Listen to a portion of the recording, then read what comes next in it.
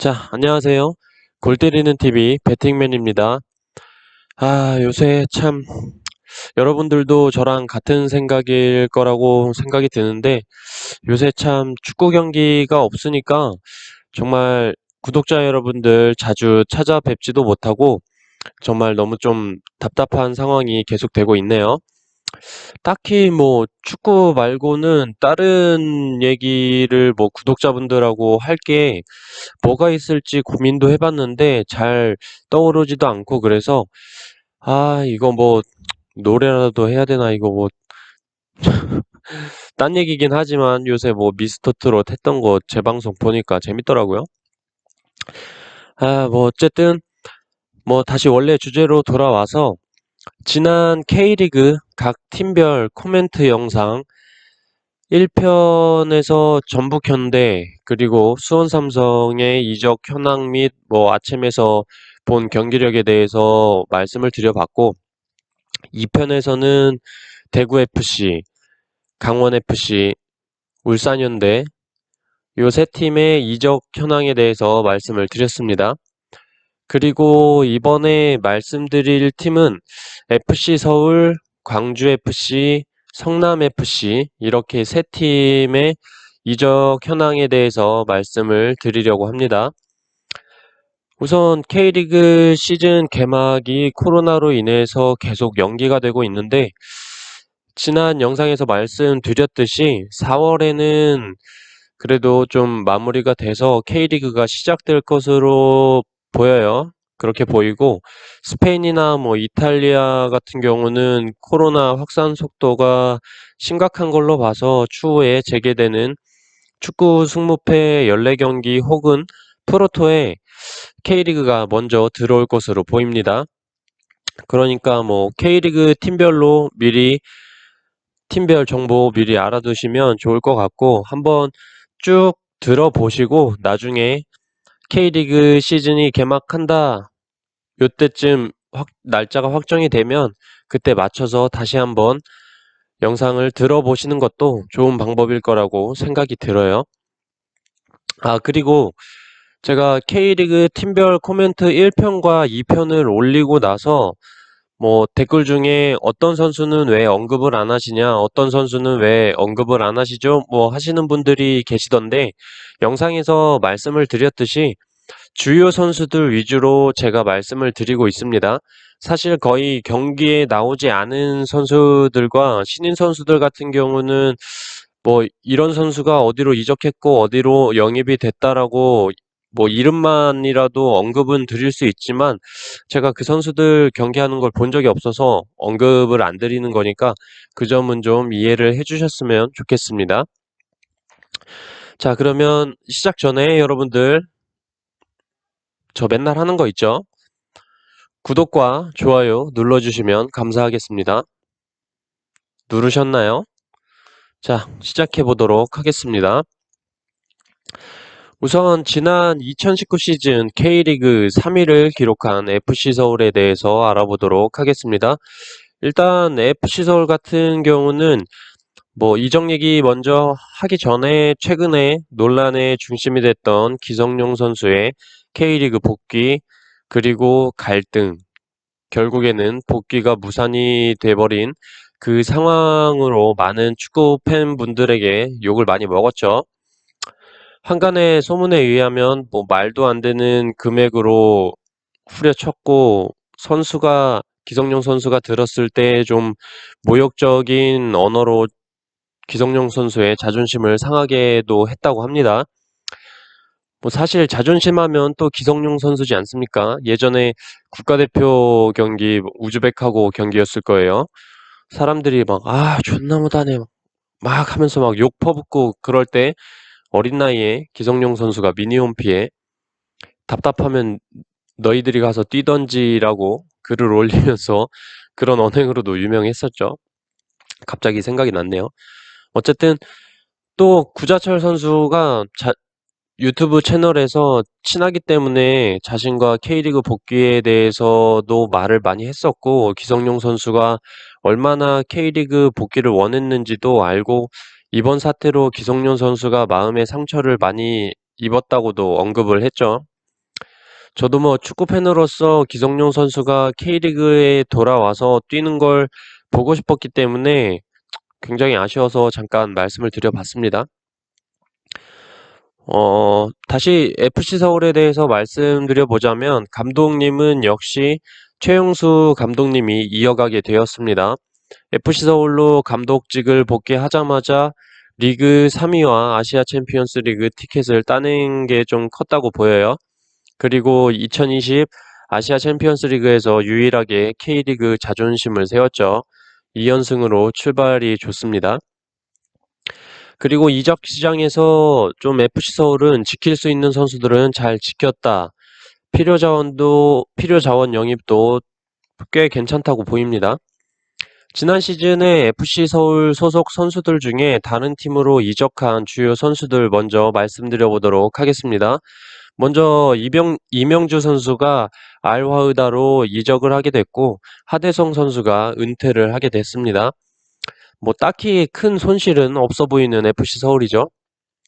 그리고 이번 시즌 새롭게 FC 서울의 유니폼을 입게 된 주요 선수에는 인천에서 엄청난 활동량으로 그라운드를 미친 듯이 뛰어다녔던 김진야 선수가 영입이 되면서 좌측 라인을 구축했다고 보이고 전북에서 미드필더로 활약했던 한승규 선수, 전남 드래곤즈의 한찬희 선수가 영입이 됐습니다. 그리고 3, 4년 전에 FC 서울에서 활약을 했었던 아드리아노 선수가 FC 서울로 돌아옵니다. 예전에 그 폼이 돌아올지는 의문이 드네요. 뭐 사실 많은 변화가 있지는 않은 서울로 외국인 용병들 오스마르, 알리바예프, 페시치를 필두로 새로운 영입 자원들과 함께 어떤 축구를 보여줄지 굉장히 궁금해지는 FC 서울이에요. 자, 두 번째로 말씀드려볼 팀은 지난 2019년 K리그2에서 36경기 21승 10무 5패로 K리그2 최다 무패인 19경기 무패를 기록하면서 33라운드 만에 우승을 확정짓고 승격을 거둔 광주FC에 대해서 말씀드려보도록 하겠습니다.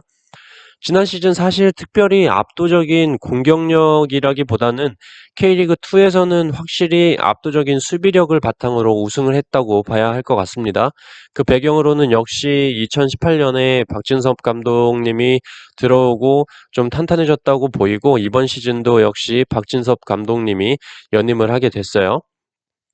광주FC에서 다른 팀으로 이적한 주요 선수로 말씀드리자면 사실 상주 상무에서 골키퍼로 활약을 보여줬던 윤보상 선수가 제주로 이적을 하게 됐고 하친요 선수가 임대 만료로 팀을 떠난 것 외에 뭐 주요 선수들은 잘 지켜낸 모습입니다. 그리고 이번 시즌 새롭게 광주FC의 유니폼을 입게 된 선수들을 말씀드려보자면 울산현대의 국가대표 출신 수비수 김창수 선수를 영입을 했고 경남에서 베테랑이자 쪼커로 활약했던 공격수 김효기 선수를 영입을 했습니다. 또한 대구의 베테랑 수비수 한희훈 선수와 안산의 에이스 수비수 박준희 선수를 영입을 하면서 수비 보강을 했습니다. 전체적으로 승격팀 치고는 많은 선수들을 영입하지는 않았지만 베테랑 선수들을 영입을 하면서 노련함을 키웠다고 볼 수 있고 기존 선수들 특히 외국인 용병들을 잘 지켜냈다는 게 커 보입니다.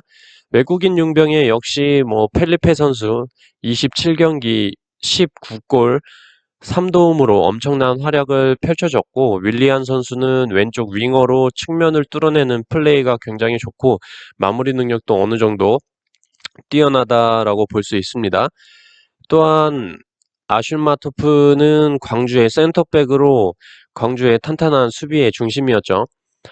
이런 활약하고 있는 외국인 용병들을 잘 지켜냈고 노련한 베테랑들을 영입을 하면서 어느 정도의 효과가 나오게 될 것이고 과연 일부 리그에서도 이런 경기력들이 어느 정도 통할 수 있을지 굉장히 궁금해지는 광주FC예요. 자, 그리고 마지막으로 말씀드려볼 팀은 지난 2019 시즌 K리그 9위를 기록한 성남FC입니다. 우선 수비축구로 성남FC에 쏠쏠한 재미를 줬던 남길 감독님이 제주 유나이티드로 둥지를 옮기게 되었죠. 그리고 성남FC 감독 자리로 우리에게 2002년 한일 월드컵의 진공청소기로 유명한 김남일 감독님께서 신임 감독으로 부임을 하셨습니다. 수비 축구의 진수를 보여줬던 성남FC를 역동적이고 공격적인 축구를 하는 팀으로 변화시키겠다고 포부를 밝히셨어요. 먼저 성남FC에서 다른 팀으로 이적한 주요 선수들에 대해서 먼저 말씀드려 보도록 하겠습니다. 지난 시즌 외국인 용병 공격수로서 활약이 미비했다고 봐야죠. 에델 선수가 계약이 해지가 됐고, 공격수의 공민영 선수가 남길 감독님을 따라서 제주 유나이티드로 이적을 했습니다. 또한 미드필더의 김정현 선수가 부산 아이파크, 문지환 선수가 인천 유나이티드, 조성준 선수가 제주 유나이티드로 이적을 했어요.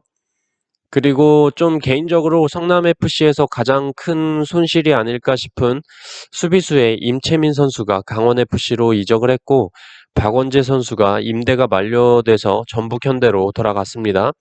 그리고 좋은 선방을 많이 보여줬던 김동준 선수가 대전시티즌으로 이적을 하게 됐어요. 전체적으로 감독님부터 선수까지 많은 이적이 있는 성남FC예요. 그리고 이번 시즌 새롭게 성남FC의 유니폼을 입게 된 주요 선수들 말씀드려 보겠습니다. 일단 공격적인 자원으로는 리투아니아 득점왕 출신 크로아티아 공격수 토미 선수를 영입을 했고, 이비스파 후쿠오카에서 뛰고 있는 양동현 선수를 영입을 했습니다. 여러분들도 많이 아시겠지만 양동현 선수는 이미 K리그에서 많은 활약을 했던 선수이기 때문에 3년 만에 K리그 복귀를 하더라도 잘 적응할 거라고 생각이 들어요. 그리고 미드필더 영입 자원으로는 전북의 임선영 선수, 제주의 권순영 선수, 그리고 우즈베키스탄의 명문팀인 로코모티브 타슈켄트에서 뛰던 우즈벡 국가대표 미드필더 이스칸데로프 선수를 영입을 했습니다. 그리고 수비 영입 자원으로는 그리스 리그에서 뛰고 있는 185cm의 키에 굉장히 빠른 발을 갖고 있는 센터백 요바노비치를 영입을 했고, 수원FC의 마상훈 선수를 상주 상무에서 전역하자마자 영입을 했습니다. 그리고 개인적으로 이 선수 굉장히 반가운 얼굴이죠. 서울 이랜드의 골키퍼 김영광 선수를 영입을 하면서 골키퍼까지 보강을 마친 성남FC예요.